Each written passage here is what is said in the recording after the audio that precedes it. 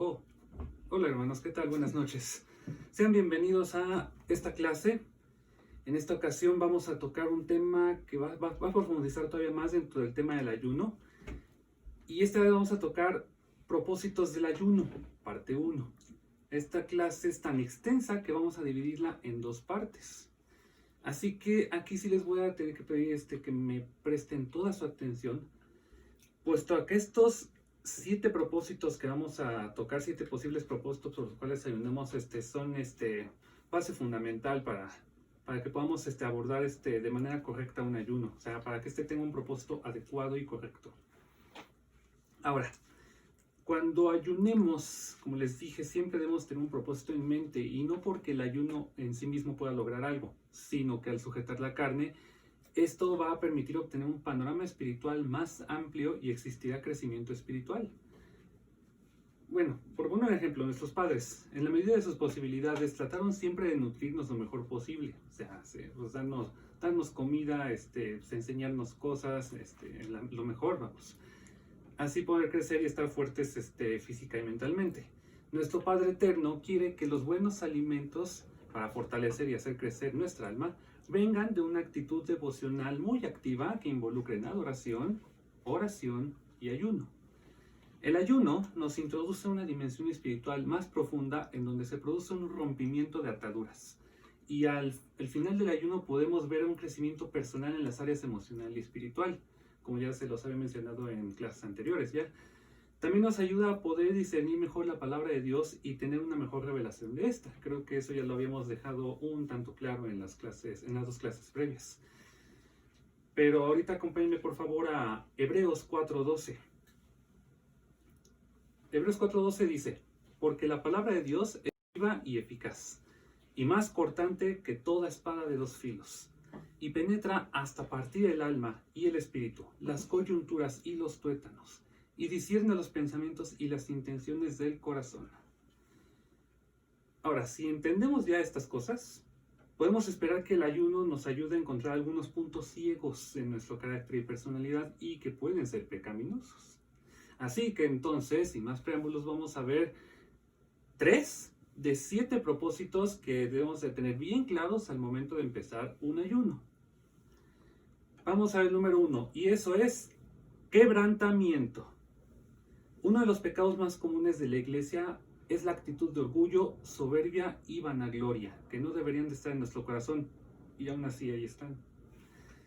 El orgullo es un espíritu, es el carácter más fuerte que tiene el diablo, porque bueno, en el momento en el que todavía era un ángel llamado Luzbel, cayó por su arrogancia.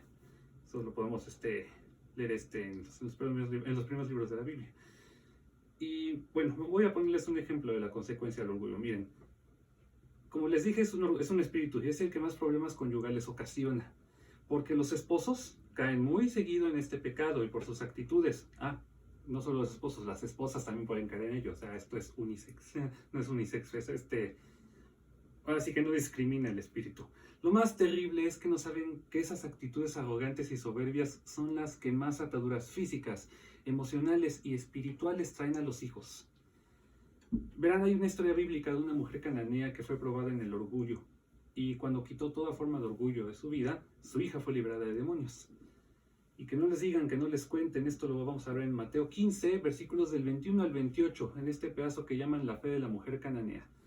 Acompáñenme en esta lectura. Ya saben, como siempre les suplicamos bien mis padres, que no se guíen únicamente de los que les decimos en los videos. Siempre tengan su Biblia en la mano y acompáñenos en las lecturas, para que sí puedan ver que pues, nosotros no estamos sacando de la manga esto que les estamos comentando en las clases.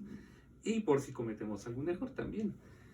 Ok, comencemos con la lectura. Dice así: saliendo Jesús de allí, se fue a la región de Tiro y de Sidón. Y he aquí una mujer cananea que había salido de aquella región, clamaba diciéndole: Señor, hijo de David, ten misericordia de mí, mi hija es gravemente atormentada por un demonio. Pero Jesús no le respondió palabra. Entonces, acercándose a sus discípulos, le rogaron diciendo: despídela, pues da voces tras nosotros.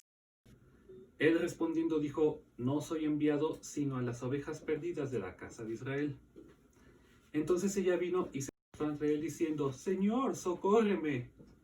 Respondiendo él dijo: no está bien tomar el pan de los hijos y echarlo a los perrillos.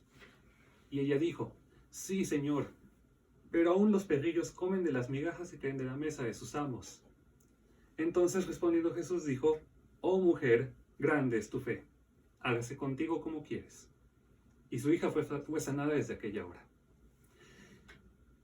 Ahora, el orgullo en los cónyuges puede producir en sus hijos ataduras, yugos y enfermedades físicas, emocionales o espirituales. Aquí como lo vimos con la mujer cananea, es el caso. Algunos no saben ni por qué están enfermos sus hijos, y es por el orgullo que otros espíritus satánicos entran a la casa y traen plagas a los que más queremos. Es un efecto de contaminación.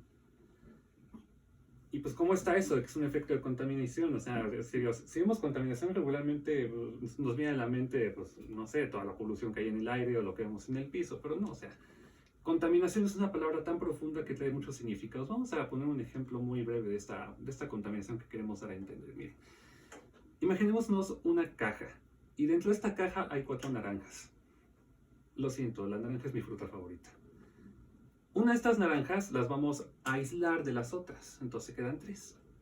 Ahora vamos a suponer que voy a meter una quinta naranja en la caja junto con las 3 que estaban juntas, pero esta naranja ya presenta señales de descomposición, o sea, en la cascarita ya tiene pues, cosita verde, tiene hongos y moho. Entonces, esta naranja con moho entra en contacto con una de las 3 naranjas sanas del primer grupo. Y en poco tiempo vamos a ver que ese moho y ese hongo se van a empezar a pegar a esa naranja saludable, y también esta se va a contaminar y se va a empezar a echar a perder, y lo mismo va a suceder con las otras 2 naranjas que entren en contacto con esas que ya están contaminadas y se están pudriendo. Y solo la naranja aislada será la que permanezca bien y saludable, pues no entró en contacto con la contaminación. Espiritualmente hablando es totalmente lo mismo, solo que aquí no es contacto físico lo que nos echa a perder, sino la transferencia espiritual o enfermedad espiritual causada por maldición hereditaria o atadura de los padres. Y por esta razón es que sería lo ideal que los matrimonios cristianos aparten algunos tiempos de su vida familiar para ayunar y que sea quebrantado su corazón. Así como se plantean vacaciones familiares, compras o actividades así que en familia, lo ideal aquí sería apartar fechas para ayunar juntos y se verán muy beneficiados, tanto su relación como la relación que tienen con sus hijos. Hay otros ejemplos bíblicos de cómo el orgullo ha llevado problemas a la gente, incluso a grandes reyes. Vamos a ver en esta ocasión ejemplos con el rey Saúl y después del rey David. Verán, Saúl fue puesto por rey por el profeta Samuel en ese entonces en Israel. Y después de reinar 2 años, Saúl constituyó un pequeño ejército de 3,000 hombres. Una de esas se divide en 2 grupos. Entonces Jonatán, el hijo mayor de Saúl, atacó a la guarnición que estaba en Gaba y los derrota. Los filisteos, furiosos por la derrota que habían sufrido, se dispusieron a atacar a Israel con un poderoso ejército compuesto de 30,000 carros, 6,000 jinetes y soldados incontables. Y ante esta situación Saúl se inquieta. No quiso esperarse 7 días que se le habían pedido y porque el pueblo desertaba, por lo que decidió ofrecer sacrificios, función que a él no le correspondían, sino a Samuel. Entonces aquí, durante ese tiempo de reinado que tuvo antes de que ya dejara de ser de la gracia de Dios, pues cometió, voy a tocar 3 errores importantes. Verán, Saúl no confió en el tiempo del cumplimiento de su profecía. Samuel le había profetizado 2 años antes que debía esperar. Dice, aguarda 7 días hasta que yo vaya a tu encuentro y te enseñe lo que has de hacer. Pues no confió en ese tiempo. Segundo, asumió una función que no le correspondía, como lo mencioné antes. Hizo sacrificios, pero los sacrificios solamente podían ser ofrecidos por los sacerdotes que pertenecían a la tribu de Leví. Y sin embargo, Saúl ofreció sacrificios. En lugar de adorar a Dios, orar y esperar confiados el cumplimiento de la profecía. Y 3, en vez de pedir perdón, justificó el error que cometió. En lugar de pedir misericordia, Saúl se justificó diciendo, pues me esforcé pues para hacer sacrificios. Y no, Saúl, al igual que nosotros, debemos esforzarnos en obedecer a Dios, no en desobedecer, ¿no? En adelantarnos. O sea, si Dios nos dice, espérate, es que nos tenemos que esperar, no importa la situación. Ahora pasemos con David, que fue el rey que fue después de Saúl. David en ese momento, fue un rey sumamente apegado, sumamente fiel. Su vida prácticamente era devocional a Dios. Pero hubo un momento en el que por falta de un quebrantamiento Hubo una vez que él estaba en su casa en tiempos de guerra, se levantó tarde, o sea, andaba de ocioso. Y cuando vio a Betsabé en traje de cumpleaños, la contempló debiendo haber huido. O sea, es tremendo que David, siendo un ungido de Dios, la mayor parte de su vida la mantuvo con una vida devocional constante, y en un ratito de descuido, tan solo en un ratito de descuido, vino un espíritu de orgullo sobre él y lo llevó a desear la mujer de otro. Y luego, por falta de quebrantamiento, llegó hasta asesinar al esposo de Betsabé, Urías Eteo. El orgullo es como todos los espíritus, es invisible. Opera en la proporción que no tengamos una vida devocional constante. Entonces Dios, viendo esta situación de falta de humildad de David, envió una sentencia para garantizar el quebrantamiento de por vida del rey para que no volviera a pecar. Y hasta aquí le voy a parar, hermanos, en este primer video. Les pido que me acompañen en el segundo video, si son tan amables.